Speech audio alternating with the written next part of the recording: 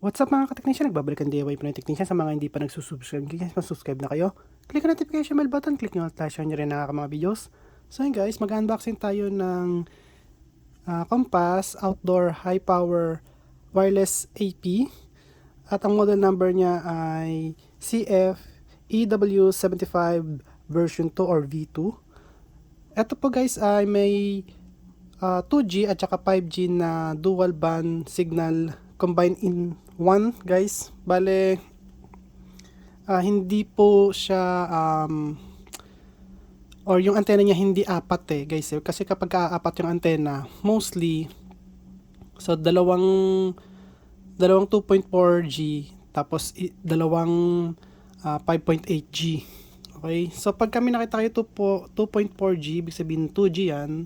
Pag may nakita kayong 5.8G, ibig sabihin 5G yan. So kaya mostly ginagawa namin ay shortcut namin yung pangalan niya, short name as 2G and 5G. Okay guys? At may maximum siyang 1.2 Gbps or 1200 Mbps guys. Ayan, megabit per second. So, ito naman guys. So, maraming nagugulan sa megabit tsaka sa megabyte. So, yung megabit po is yung bits guys, yung bits per seconds niya, ganon. Yung bytes po kasi guys, sa ano po yung storage. Okay?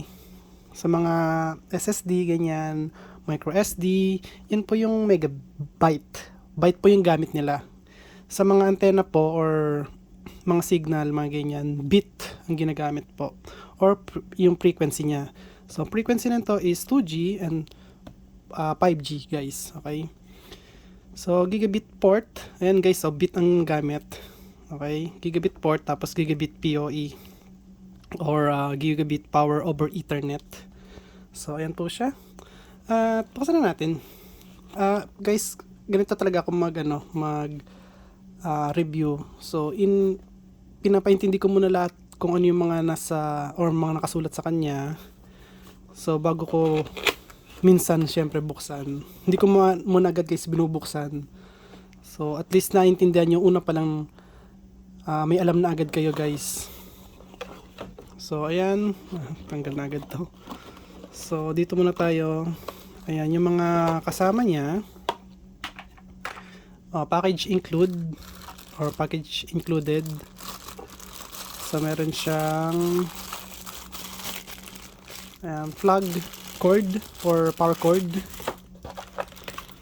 Ito ay UTP cable na ano to? Cat 5e. Ayan guys. Mostly ang ano nila nito guys include 5e. Bira lang kayo makita ng 6. So, dual antenna. So, kung makita nyo sa antenna niya guys, may nakasulat to. So, pwede siyang 4G, 2G tsaka 5G. Sa isang antenna lang. Ayan. Okay.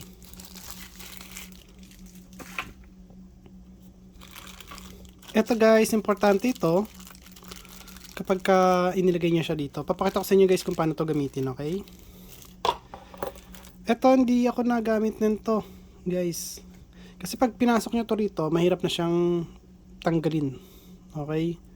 So, kung may pantanggal man dito, is good luck, guys. Ayan. So, ang gagawin kasi dyan, i-grinder yan or cutter ang gagamitin dyan. So, ayan, yun nga. Basta hindi ako nagamit nito guys, pag metal. Pero kung forever nyo na talaga siyang ilalagay doon, no choice kayo guys, gamitin nyo to. Okay. Tapos ito yung, laki naman ng ano nito. Yung PoE nya guys. So pakita ko sa iyo yung isa. So ganito po yung normal na PoE ng Compass. Ayan. Tingnan nyo to, iba na yung ano niya, yung made or product or paano ba, brand name guys. Iba na yung brand name niya kasi ito guys, Compass talaga. Ayan. Ito iba na. Kasi bakit? 24 volts at 1 amp na siya, oh. At 24 watts, guys. So 24 times 1 is 24 watts. Okay?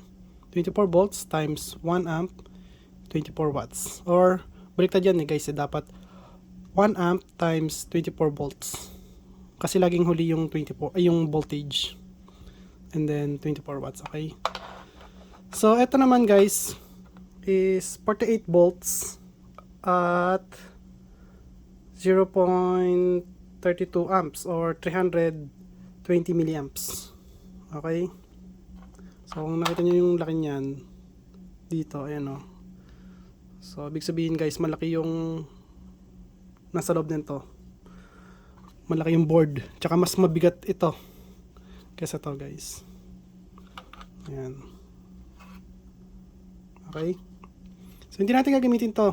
Pero syempre sa inyo, pag bago yung ano nyo, yung eto, yung AP nyo, syempre mostly gagamitin nyo ito. Sa akin kasi guys, papakita ko sa inyo yung itong CB natin na kaya nito ng 24 volts. Kasi ang pinapakita ko lang sa inyo lagi 48 volts lang guys. So syempre, pakita ko rin sa inyo na compatible siya dito guys sa 24 volts na AP. At ito yung mga manual niya guys. Kung hindi nyo alam kung paano siya tag dito, hindi nyo alam ang function niya, so basahin nyo lang yung manual. Mas mabilis nyo maintindihan din guys. So ganito guys ha, etong dalawang to, hindi po ito magkaparehas. Bakit? Kasi yung isa 24 volts, yung isa 48 volts. Pag etong 48 volts ginamit nyo dito, automatic to guys, sira yung ano nito, yung input power supply. Kasi may power supply din to sa loob. So 24 volts binababa niya ng 5 volts, tapos yung 5 volts binababa pa ng 3.3 at 1.8 volts. So kaya pag ito ginamit nyo, matik yan guys, pak, wala na yan. Kaya yung mismong 24 volts ang gamitin nyo sa kanya. Kasi eto guys, tanggalin natin ito. Yan. So ito,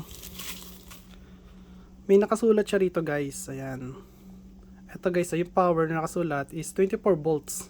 Tapos kailangan 1 amp yung PoE niya or yung adapter niya. So pag nakakita kayo niyan, kailangan sakto sa input ay sa output niyan guys. Ayan, 24 volts 1 amp. Pag nakakita kayo ng 24 volts 0.5 amps yan guys. So wag niyo gagamitin yun dahil 12 watts lang yun. Okay? So kailangan niya 24 watts na PoE. Okay? So bawal to guys ha. Wag niyo gagamitin to sa 24 volts na AP. Pero boss, paano kung nagamit naman namin yung 24 volts na PoE doon sa may 48 volts? Ito yan guys. Ito, yung EW73. Ayan. EW73 48 volts guys. Paano kung ito yung nagamit nyo dito? Boss, masasira ba yung PoE? Ay yung AP?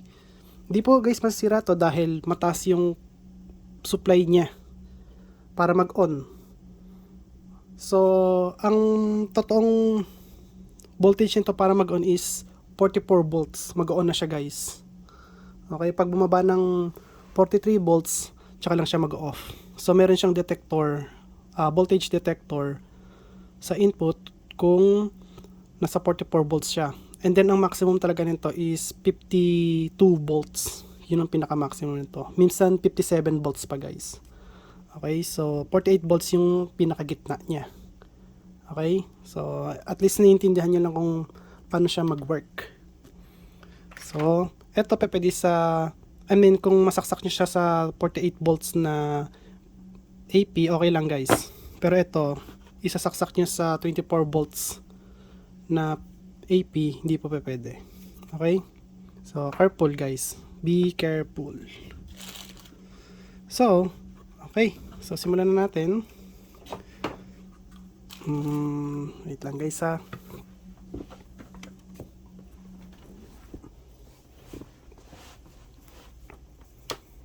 Lakasin ko lang itong mga to. Ayan. Kabit ko lang to rito.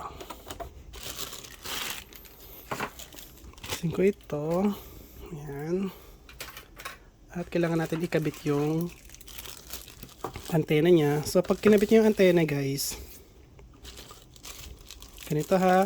Kasi pagka hindi nyo kinabit yung antena niya ng tamang proseso, tapos nilagay niya siyempre sa taas ng bubong nyo, ang mangyayari po dyan, malalagyan po ng tubig yan sa loob, mapupuno ng tubig yan kapag ka umulan na malakas, nagbagyo, na hindi nyo nilagyan nito, guys. Ito, kaya binigyan nito, kasi walang guide to, guys, eh. Hindi tinuro sa inyo to kung saan ito ilalagay, eh. Kasi akala nila, eto, para dito yan. Akala nila sa, kunyari, eto. Ito, naglagay kayo ng tornilyo. Akala nila, ito, anti-vibration. Para hindi masyadong gumalaw. Hindi po yan dyan, guys. Kaya malaki yung butas niyan. Para po dito yan. Dito nyo siya ilalagay para sealed type siya sa tubig. Pag umulan, ayan po yan, guys. Ayan. Kasi sa mga newbie, hindi po alam kung saan yun nilalagay. Ayan, ganyan siya, guys. So, yung tubig, hindi na para pumasok sa loob kasi nga, kung nakikita niyo yung cup niya, ayan o, yung rubber cup. Nakita nyo, guys.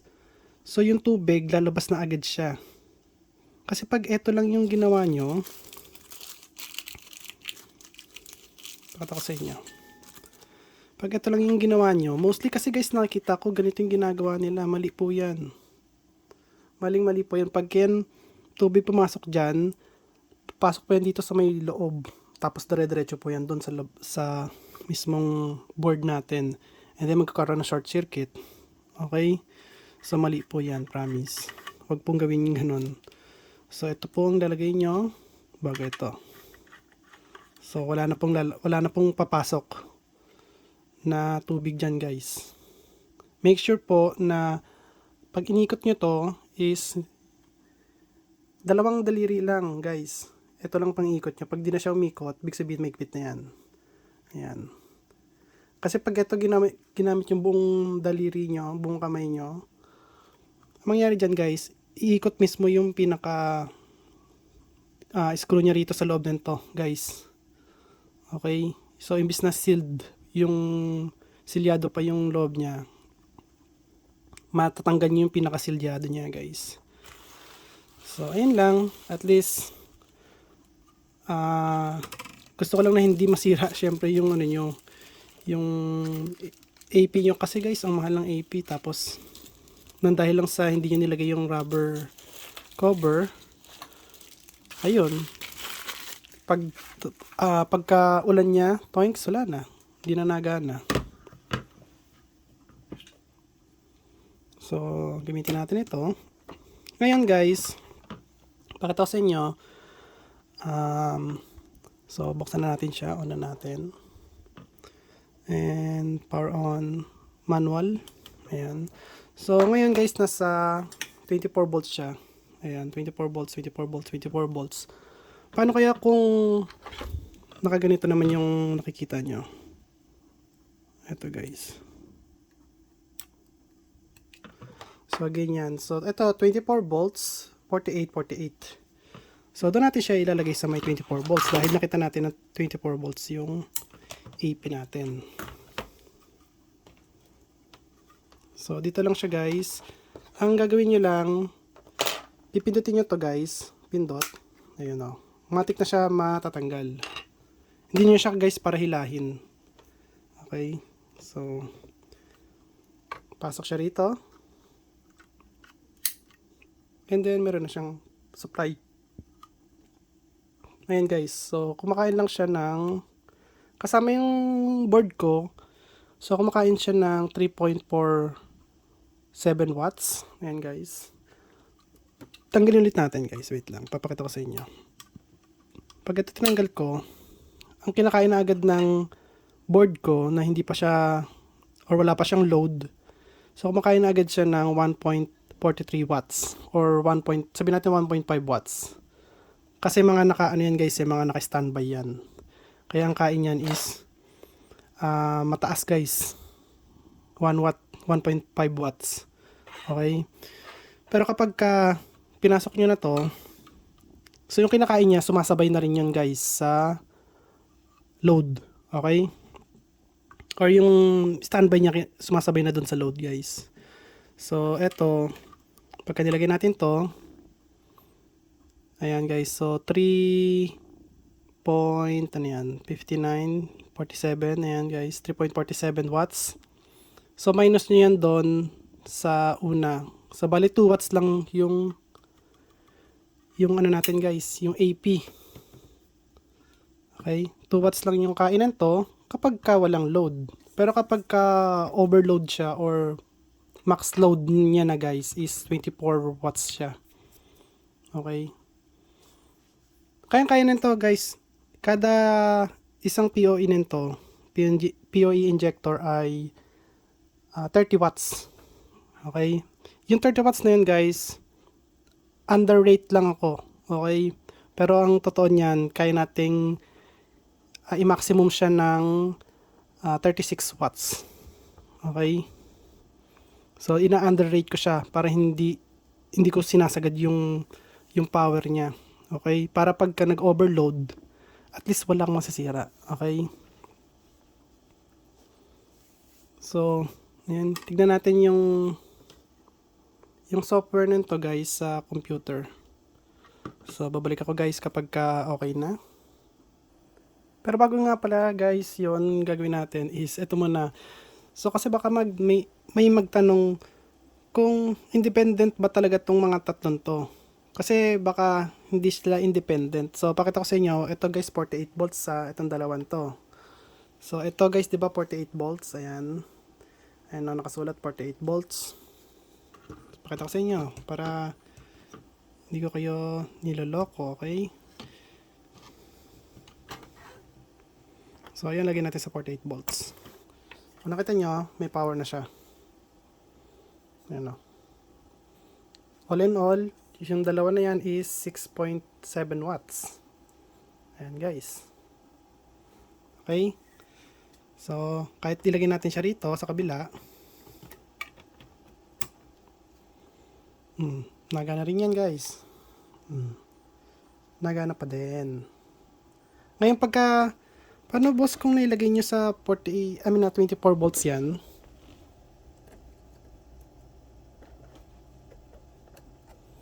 So yan, 24 volts. Kung nakita nyo guys, ayun, sa 24 volts na siya. Tingnan nyo, hindi na siya naka-power. Kailangan, nasa 48 volts siya. Ayun. So nakita nyo, naka-power na ulit siya guys. Okay? So, ganyan po kaganda yung CB natin. Independent lahat ng power supply dyan, guys. Hindi sila magkakaparehas. Kaya pag may nag-overload na isa dyan, hindi para madama yung iba. Okay? Mag-overload ang dalawa, yung iba pa rin dyan, gagana pa din. Pero kapag overload na talaga lahat-lahat, matik yan guys, mamamatay yan. Over voltage, patay yan guys. Under voltage, patay pa rin yan. Siyempre under voltage. Okay, so ganyan po kaganda ang CB natin. So, punta na natin yung software niyan guys, tignan natin. So yun guys, gagamitin natin to guys, yung compass. Ayan, CF 72 7B. Ayan, yung model number niyan guys ito. Bluetooth at saka Wi-Fi USB na siya guys, okay? Ayan. Para magkaroon tayo ng Wi-Fi, syempre. So, ito lang yan guys. So, diba? May Wi-Fi signal na agad tayo. So, kung nakita nyo guys, ito yung Compass EW75. Pinitin nyo lang yan. And then, connect. Ayan. So, waiting lang tayo sa pag-connect nya. Tingnan natin kung direkta siya sa my portal page niyan. And then, kapag hindi dumirekta sa portal page nya, ima-manual natin siya guys. Manual search. Waiting lang tayo. Pagbago talaga guys ang Compass, ganyan na nangyayari. Ayan guys, so no internet kasi wala naman tayong nilagay na internet sa kanya. nakadikit lang siya sa CB natin. So, punta tayo sa Google Chrome or kahit na anong website, guys. Ilagay nyo ay 192.168.10.1 and then enter. Paano ko nalaman yon? Papakita ko guys sa inyo kung paano ko nalaman yon. So, sa likod ng compass, so hindi man to yun guys, pero sa likod ng compass may nakalagay dyan na AP address. Ayan, IP pala, sorry. IP address, ayan. So, ayan o, 192.168.10.1. Okay? Ang password niya nakasulat dito is admin. So, Chinese version. Paano gagawin ano yan? English version. Punta kayo dito guys. So, ito. Yan. So, click nyo yan. That's English. English. Punta kayo dito at i-search nyo or ilagay nyo or type nyo admin. Okay? Type nyo admin. Malilit na letra lang ha. Tapos, login. Never yan guys. So, kung nakita nyo, ayun yung model number, CF EW75 version 2.6. Okay? And then, ayun yung naman niya guys ha. Try sa wizard. So, ito yung pwedeng gawin natin. Router, bridge, AP, at saka repeater. AP is access point. Ayan. Network guys, sa LAN, wireless, saka user, ayan.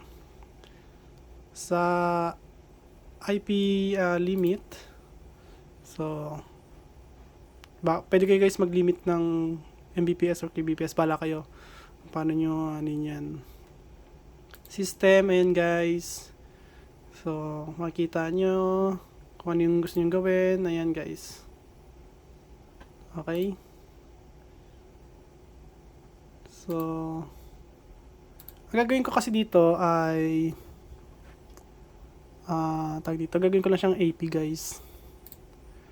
So, punta tayo sa AP. Tapos next lang yan guys, next. Tapos ito, total, meron siyang, or magkasama na guys yung 5G niya tsaka 2G. So, pwede nyo yata hiwalayan dito para hindi sila magkasama. Ngayon, pagka hinimulayan nyo siya rito, yung etong access point dito guys, or yung SSID niya, magiging dalawa na yan. So, pakita sa inyo, device lang yan guys. So, para hindi kayo malito, EW gawin natin to na 2G. Ayan. Tapos gawin natin naman to is 5G. Oops. 5G. Ayan guys. Tapos next. Pag gusto niyo lang guys pag gusto niyo lang gawin dalawang access point. Pero kapag ayaw yung dalawang access point, pwede naman i-off yan. Okay? So, pakita ko lang sa inyo na gumagana to. So, next tayo. And then finish. Ayan. Sa mga newbie lang to kasi sa mga builder na is napaka-easy lang para sa kanila to. Pero sa mga baguhan dyan na gustong mag-business ng piso wifi, ayan guys. Madali nyo lang maintindihan yan. Kapag sinundan nyo yung yung tutorial. And then sa next video or kung kailan man guys, basta sa next video, gagawin natin ng tear down yung EW75. Tapos gagawin din natin ng voltage reference para makita nyo kung saan mag-voltage check kayo kapag nasira yung EW75 nyo. So, wait lang tayo guys. Oh, yun. Ito na pala. Ito guys, Ito, huwag nyo intindihin to. Kasi, minsan bug yan eh. So, ito guys, meron na siyang 2G, meron na siyang 5G. So, tunan natin to guys. Bug yan, pagka ganyan. So, pakita ko sa inyo. Ayan, open lang natin.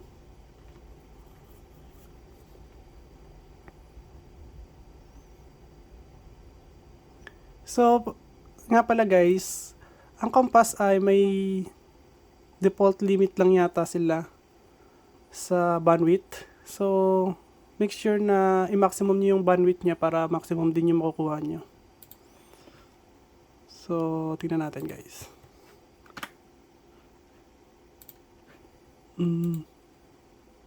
Naka-open na yung 5G niya.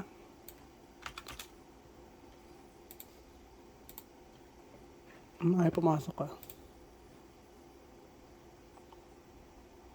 2G, tingnan natin. Baka mabagal lang yung ano niya. Pero papasok yan guys, huwag kayong matakot. Pag ganyan ayaw pumasok, ano yan eh, glitch. Tingnan na wala yung 5G. Ayun, nagkaroon ulit. Kanina wala yung 5G eh. Oh, pero nawala na yung ano tag dito, walang 2G, walang 5G, yung regular lang. Or yung normal niya, nawala na. Oh, nawala na. So, tingnan natin guys. May tayo pumasok.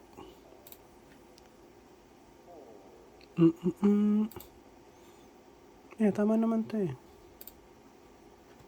192.168.10.1 ayaw pumasok. Ba't kaya? Tingnan natin properties. Oops. Properties.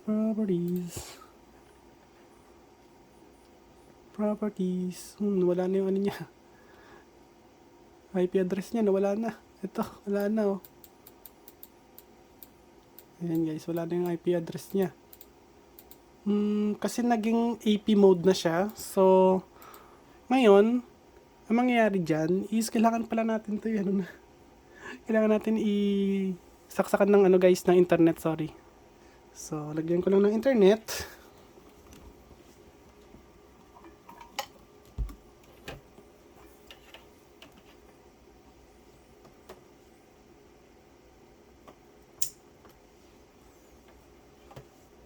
Ayan, so may internet na siya. Tingnan natin guys.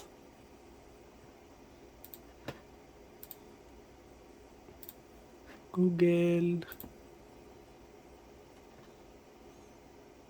Disconnect muna tayo. Naging AP na nga pala siya, sorry guys. Ayan, connected na siya. May Google na. Tingnan natin speed. Ayan guys, uy! Ano yun? 75. 73 pala. Ayan, 71. Uy, taas niya na. Mataas na yan guys yung mga ganyan sa ano, sa nakalimit na ano, na bandwidth. So, tuturuan ko rin kayo guys kung paano patasin pa yan. Siyempre, 1,200 Mbps dapat yung maximum yan eh. So, dapat makakuha din tayo ng maximum ano natin, Ethernet. Kung ano yung binabayaran natin sa internet, kailangan makuha din natin yun. Sa amin, 500 Mbps, so kailangan makakuha ko ng 500 Mbps galing sa ano na yan, sa AP. Tuturuan ko guys kung paano gawin yon. So, kailangan natin alamin syempre. So, ayan guys, yung sa ano to, 5G ba to? Ano, wala. So, tingnan mo natin sa 2G. Ayan guys. So, tingnan natin. Ayan, 2G. So, tingnan natin yung speed niya. Okay. Okay, nasa 60. 62, 63. Ayan, almost, ano siya guys, 70 Oy. Tingnan natin dito sa 5G naman guys.